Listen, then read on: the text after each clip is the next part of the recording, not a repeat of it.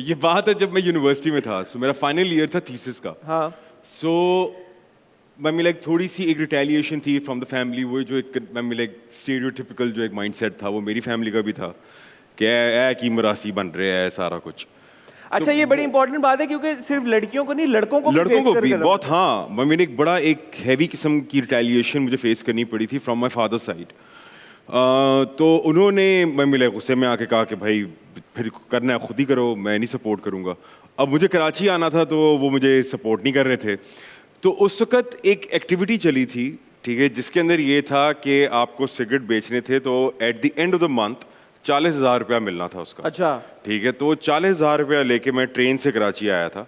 जीत गए आप वो 40,000? नहीं जीता नहीं, मैं वो कमाए। अच्छा, हाँ वो कमाए, वो कोई लकी ड्रॉ थोड़ा सी ठीक है वो कमाए वो 40,000 रुपये, 40,000 रुपये लेकर फिर मैं कराची आया। ये एक्टिविटी तो ठीक सी, सारे 40,000 रुपए ला। हाँ, उस जमाने में वैसे बहुत थे वो पैसे। 40,000 हाँ, उस जमाने में काफी 2010 की बात है ये। हाँ, 13 साल पहले यार। 13 साल पहले काफी ठीक ठाक पैसे थे, तो वो पैसे लेकर मैं ट्रेन की टिकट कटा के मैं यहाँ पर आया। फिर भी तुझे जास्ते नहीं आए? वो अफोर्ड ही नहीं कर सकता सी मैं। 40,000 था उधर तो जास्ते में इधर आके गुजारा भी करना चाहिए। अच्छा, वो सिर्फ वही 40,000 थे? हाँ, वो सिर्फ वो 40,000 थे। वो ये नहीं था कि फिर मैं अब्बू को फोन करूंगा, डैडी मुझे पैसे भेजिए, तो डैडी मुझे पैसे भेज देंगे, वो सीन नहीं था।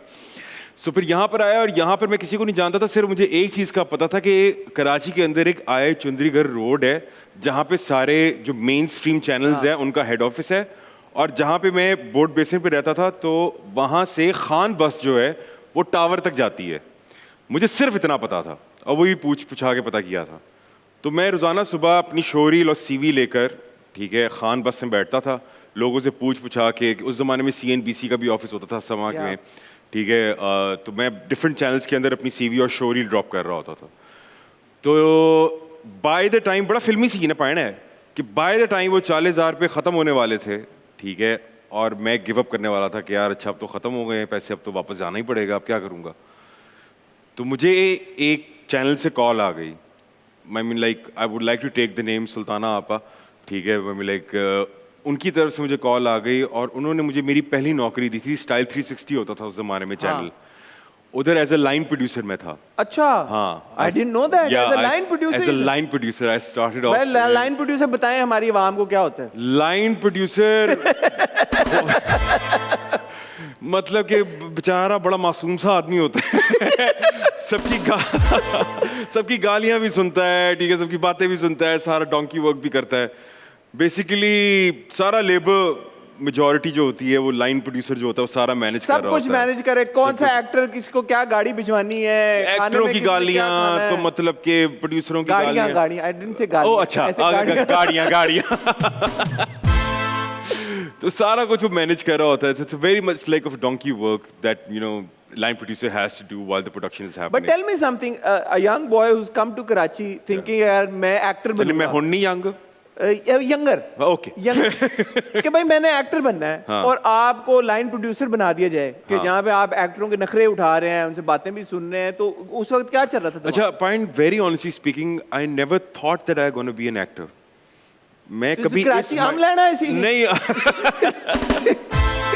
नहीं, मैं तो इस नीयत से आया था कि यार अच्छा यहाँ पर आकर मैं कैमरे के पीछे कोई छोटा मोटा काम करते करते इवेंचुअली डायरेक्टर बन जाऊंगा। अच्छा, डायरेक्टर बनना है? हाँ, इवेंचुअली, ठीक है ना, मेरा यही था माइंडसेट।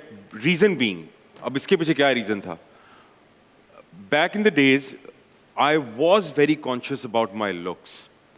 मम्मी ये जो स्कार्स वगैरह आप लोग देखते हैं, ठीक है ना, और मैं वो क्विंटेसेंशियल पप्पू लड़का, फ्लोवी बाल ते गोरा चिट्टा रंग ते बिलियां अखां, वैसा कोई सीन नहीं था मेरा। और उस वक्त मैं सारे लड़के जो थे वो इसी कैटेगरी के थे, तो मैंने कहा मेरा तो कोई स्कोप ही नहीं है। तो मैं एक बड़ा डिफीटिस्ट अप्रोच के साथ आया था कि मैं एक्टर बन ही नहीं सकता, तो मैं कैमरे के पीछे कोई काम करता रहूँगा। सो लाइक लक का कुछ और ही हिसाब था। सो व्हाट हैपेंड कि फिर मैंने थिएटर स्टार्ट किया, और वनीज़ा अहमद, लाइक उनको बहुत क्रेडिट जाता है कि मैं लाइन प्रोड्यूसर, वो मेरी बॉस थी स्टाइल 360 के अंदर। तो उन्होंने जब मेरा थिएटर प्ले देखा, मूलान रूज, वो पहला थिएटर प्ले था कराची के अंदर मेरा, तो उन्होंने भी मुझे इनकरेज किया। उन्होंने कहा तुम तो ये कैमरे के पीछे वाले काम के लिए नहीं बने, तुम तो एक्टर हो, जाओ जाके एक्टिंग करो। तो वो फिर एक लीप ऑफ फेथ लिया और फिर सर्च स्टार्ट की, और फिर वजाहत रऊफ एक बड़े अच्छे प्रोड्यूसर हैं हमारे, उन्होंने हुमायूं को रिकमेंड किया कि भाई ये प्ले देखो जाकर, बड़े नए अच्छे बॉयज़ हैं। तो फिर वहाँ से मुझे मेरा पहला प्ले मिला था और छोटे छोटे कैरेक्टर्स करते करते करते करते, so this is small journey. तालियां यार ये